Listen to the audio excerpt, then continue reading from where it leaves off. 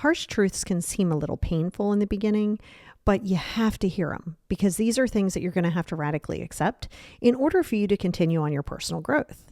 And they're not always comfortable, right? They're not supposed to be comfortable. But when you wrap your head around it and you accept it, you start living a way more fulfilling life. And that's what we're going to talk about today. Let's unbox 5 harsh truths that you need to know right now. Check it out.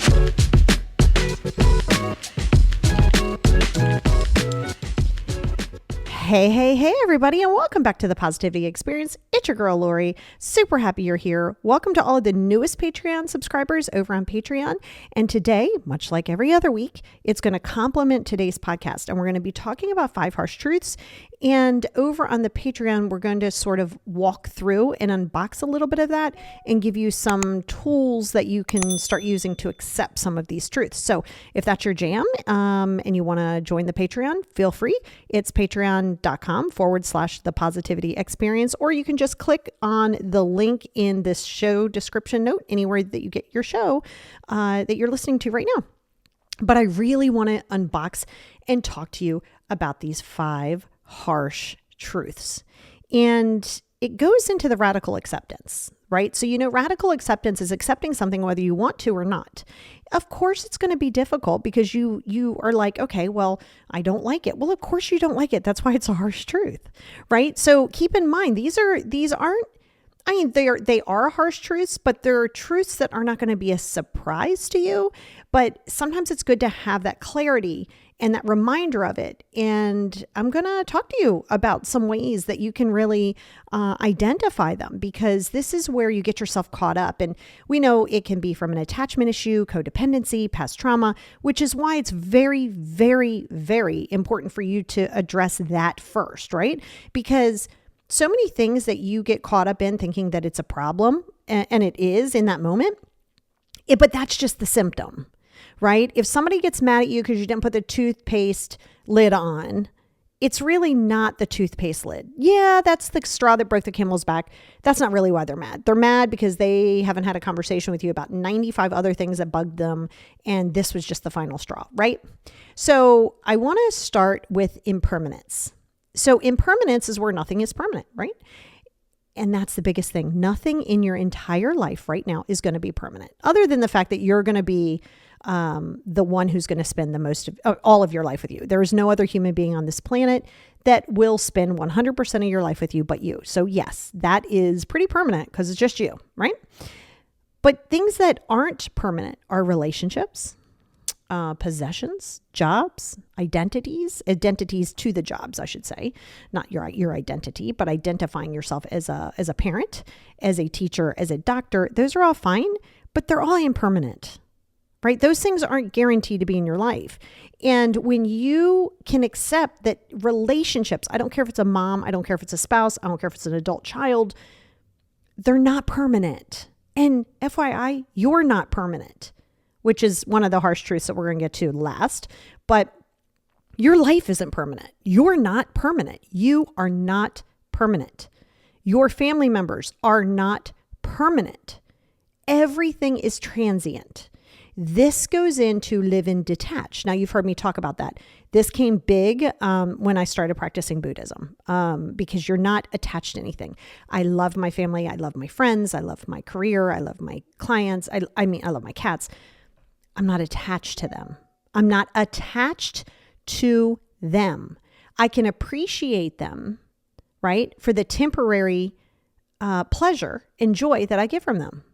You run into issues when you start trying to make something permanent. Like, you're my person for the rest of my life. Wow, that's a lot of conversation to be had there, right? If you're looking at anything as permanent, this is where you're going to have to really check yourself and go, why am I living so attached, right? Because at the end of the day, you're, like I said, temporary. Your time here is borrowed. It is not guaranteed. Your time here is borrowed. And so you have to remember that as you grow and as other people grow, they may be growing in a whole different direction than you are, and you may not be part of that path. You may want to be part of that path. They may assign you a different role, and your role may just not to be in that life anymore. And sure, you're allowed to feel it. You got to feel it to heal it. You're allowed to feel it. Is it your ego? Is it something that you had an expectation of? Whatever it is, you got to feel it to heal it, any way you spin it. Okay. So I'm not asking you not to have feelings, but when you can accept that these people that you are so, let's say, attached to, right? The idea of the attachment of it is something that you're really going to have to work on, because nothing in your life is permanent. And if you identify as something being permanent, like let's say you are a teacher, okay, which, by the way, God help you, because I'm so proud of you, because there's no way in the world I could do that. But yes, so let's say you're a teacher and you've been a teacher for 48 years, or you're a stay-at-home mom, or a parent, I should say, and you're a stay-at-home parent, and now the kids have grown up and they're off doing their best life, and you are getting your feelings hurt because they're not calling in, checking in on you. They're not really putting you as a priority, which they should not anyway. And so now you have to start checking yourself. Well, why do I feel some kind of way? Well, because you say, okay, well, I put my life on hold for these children, right? Okay, well, that's fine. But no, that's not their obligation to give that back to you. And that goes into the very next one that we're going to talk about, which is personal responsibility. But I'll get there in a second, because I still want to talk to you about this one. So I want you to kind of look at it and go, okay, wow, here I am living my life, running myself ragged into a ground. Let's say you're pulling down 90 hours a week at the job. You're really going above and beyond. You're not just, you're doing all of that. At the end of the day, you're temporary. I don't care how good you are at the job. I don't even care if you invented the company, right? Like Steve Jobs invented the company. Oh, was a co-founder of the company, I should say. But then he's passed, and the legacy has since moved forward, right? And so that's kind of how life works. And I think sometimes that's difficult for people to accept from an ego perspective. But when you accept that some of these things that you're beating yourself up against the wall, your head up against the wall and going, I need to do this, I need to do that, I need to accomplish these things. And oh my God, I have to be perfect, doesn't exist. I have to be perfect at these things. And what if somebody doesn't like me? Okay, all of that's temporary. Okay, take a look around. Let's use some pop culture stuff. Take a look around. Okay. How many times have you seen something in this weird cancel culture that we live in where somebody's like super canceled for a little bit, then they're not, because life moves on. People forget, right? Because nothing is permanent. Okay. So that's number one. Now I want to go directly into number two, and that is you have personal responsibility. This is a big, harsh truth outside of just knowing that everything's temporary, that you are responsible for your happiness and your choices in life. Yes, you are. And I don't mean an 11-year-old child. I'm talking about as an adult. You are absolutely in control, and you have responsibility. And you can't keep blaming external circumstances. It's very easy to do that. Oh my God, it's so tempting to do that. I did it. I did it for a long time, early in my late teens, whole teenage life, and then late teens and early 20s. I absolutely did it. It's not going to serve you anything. Well, if this would have happened, I would have been different. You're here now. This goes into the victim mentality. You hear me talk about this all the time. But how empowering is it for you to know, okay, listen, this wasn't the choice I made to be put in this position. Correct. That is correct. As a child, you're kind of at the mercy of all these people, right? And so, yeah, you're right. You did not choose that. But if you live in that now and you say, well, I didn't make that choice. You're right. You didn't. You're here now. You're 30 years old. You're here now. Well, I don't know what choice to make. Good. Then that's where you start. It is no one else's responsibility on this planet to make you happy. It is no one else's responsibility to heal you for yourself, but you. Now, you don't have to do it by yourself, right? But don't do it for anybody else or expect them to do something because it makes you feel better. You have to take your personal responsibility. And, when we make choices, they're not always going to work in your favor. That's okay. But you're making the choice. You're not doing the choice because somebody else thinks it's safer if you do it this way or if you do it that way. So you got to ask yourself these questions, unlike, why have I been given so much of my power away? Why do I keep blaming other people? Because essentially you're giving those people power. So I'll give you a real life example. You guys know the backstory with my dad and the molestation and living in a van. And most of you know that already. It'll be in my book for sure. It is. I've already written those chapters. But it's easy to go, well, why did dad put me here? My God, like I'm in here because dad gave me it's not a lie. It's not a lie after mom passed, which not really her fault. Like she was sick after mom passed and all that stuff. Yeah. Dad didn't do it. Dad's own mental instability put him, in turn, myself, as a sort of like a collateral damage in a position that's a little bit more behind the eight ball, but he didn't do it to me. I just unfortunately was part of that collateral damage. So it was up to me to utilize that and put that pain into power. I didn't do that in the beginning. I just kept blaming everything and everybody else. Mom's death, dad being an alcoholic, anything else, society, anything, money, anything you want to think of. I have put a blame on it early in my life. I didn't have any power then. None. When you own your stuff and you go, oh God, I really have to, I'm kind of a train wreck. I got to really get that under control. Well, yeah, you do. But you do it for you. You don't do it to hold on to a relationship. You don't do it to prove somebody wrong. Like, how people go, well, the best revenge is to be happy. Yeah, I get what you're saying. Yes, I don't like to say it is revenge. Don't worry about getting back. Don't worry about getting even. Don't do that. That's bad juju.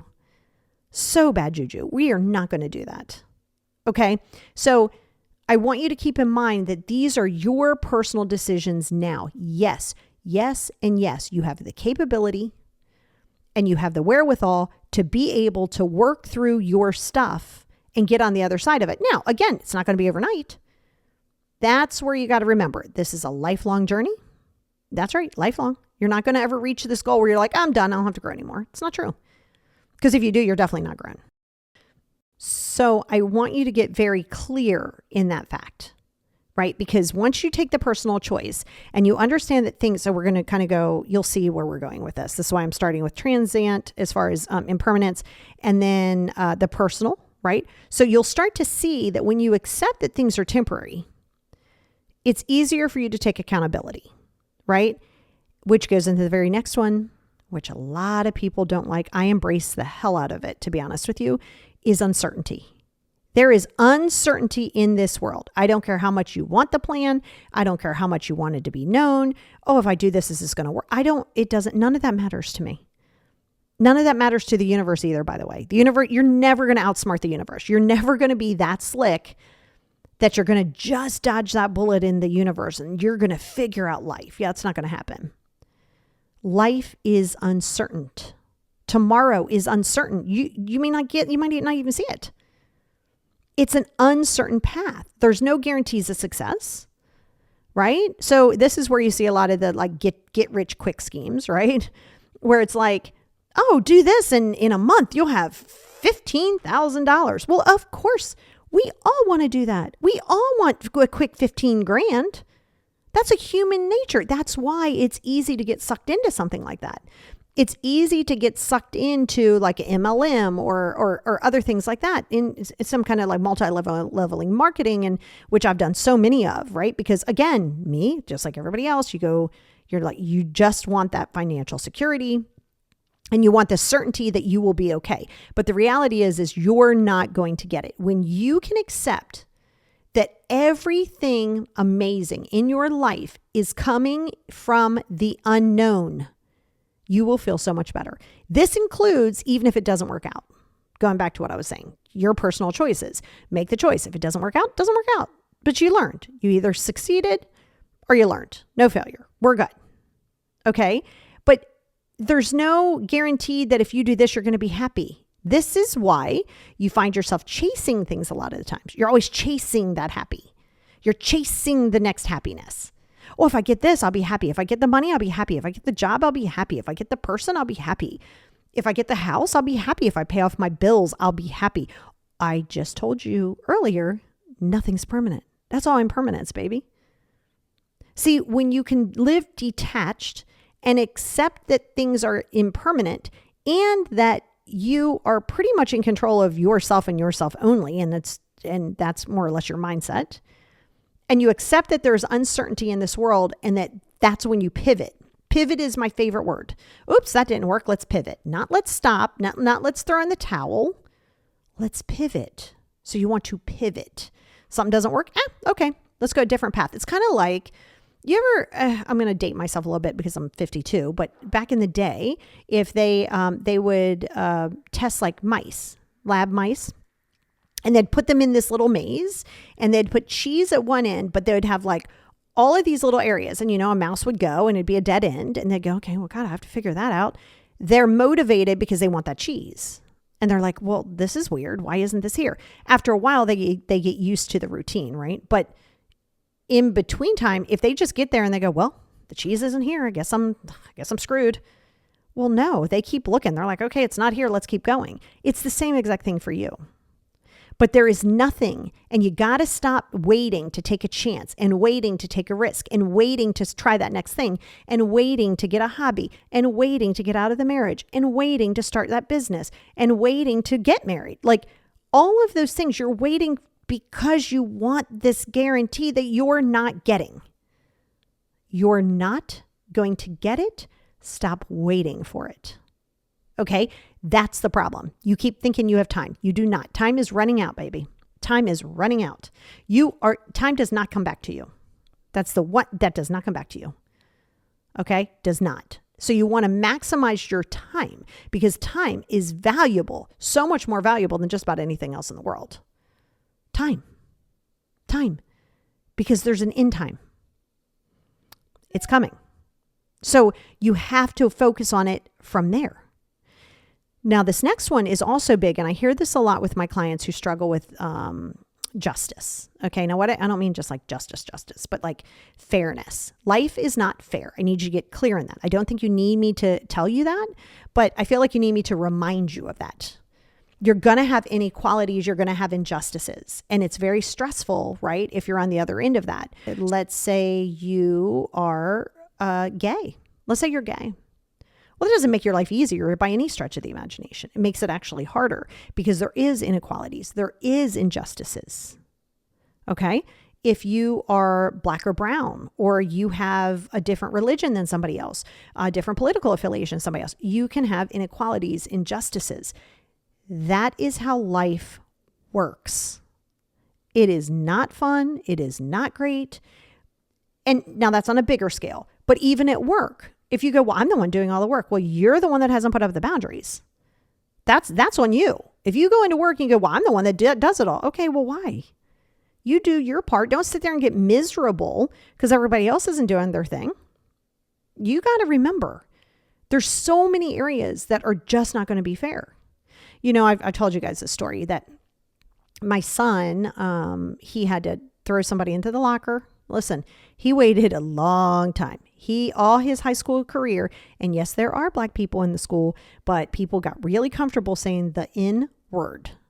And they would say that to him, and he would just kind of be like, listen, stop saying that. Well, this is before, like now it'd be one and done. There wouldn't be a continuation.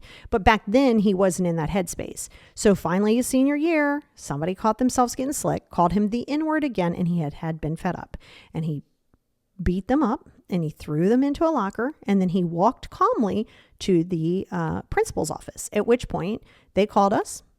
They understood. I told them from the door because they never did anything about it. It's hard to do things about racial injustices because you can make a difference, but you can't make a difference with everybody. And so they called me. I said, no problem. That's great. I came up. My daughter was really young. She gave him a hug. I gave him a hug. I said, let's go out for dinner. I'm very proud of you. I am so proud of you because you stood up for yourself. I mean, it could have probably not gone to fisticuffs, right? But he waited and waited and waited, and he had enough. So I'm not asking you to go out and beat everybody up. But what I'm saying is, don't sit there and think that you can change everybody. You can't. And the more you try to worry about why they're feeling some kind of way or what it is that they're doing, why would they do that? And why are they questioning me? You are wasting energy.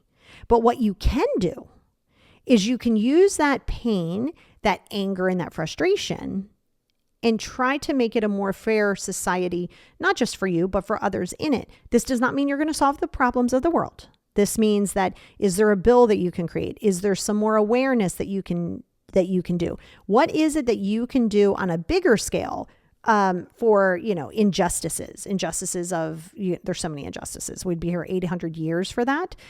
You guys know I am very big into animals. And so a lot of the side work, when I have time, which I don't have too much of that lately, but will always go towards animal rights. That's just me.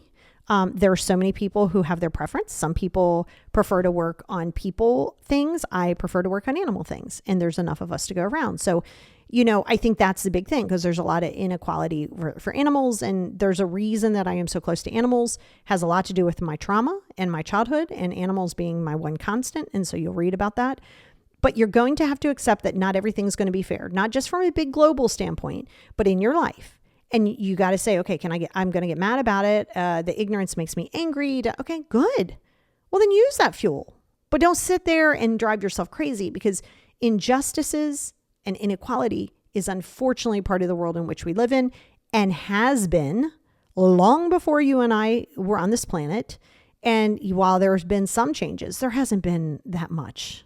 Definitely some, for sure, some, but not on the level to where you could say, gosh, we could all just get along. Well, that's just not going to happen. You might just stop.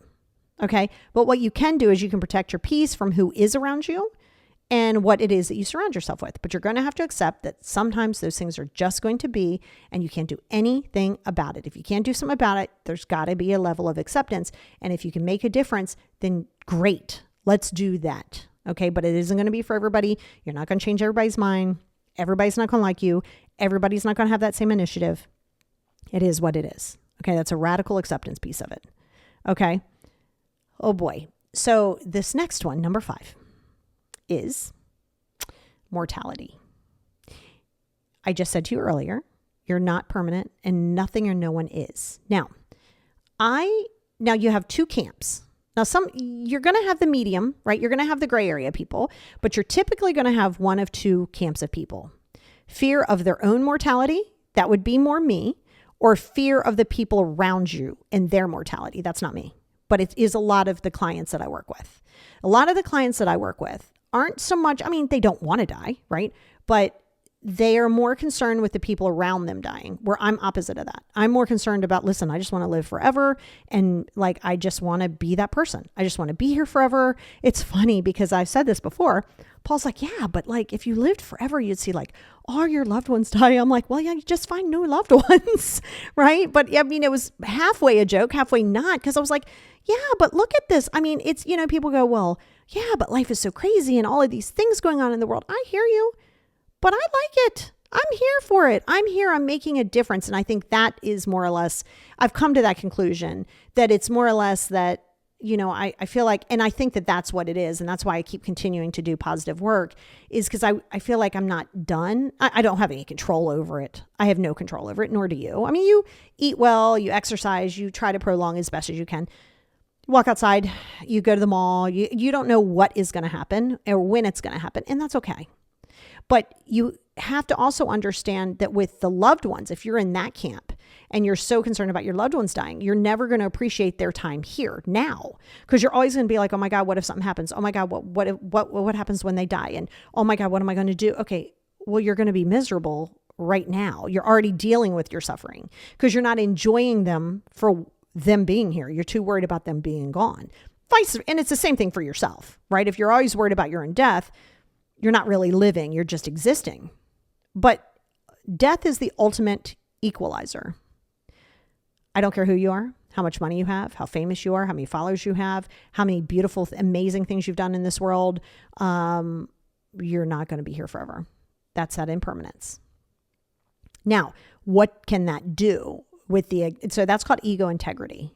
And it's a really hard, bitter pill to swallow because, and it goes also, if you have high anxiety, that's a huge normalcy to have that fear of death, typically for self, because it's out of your control. When you have anxiety, you typically want everything to be in your control. That is the one thing, no matter how much you like it or don't like it, that is completely out of your, again, you can prolong it, blah, blah, blah. The end result though, you're not stopping it. It's not happening.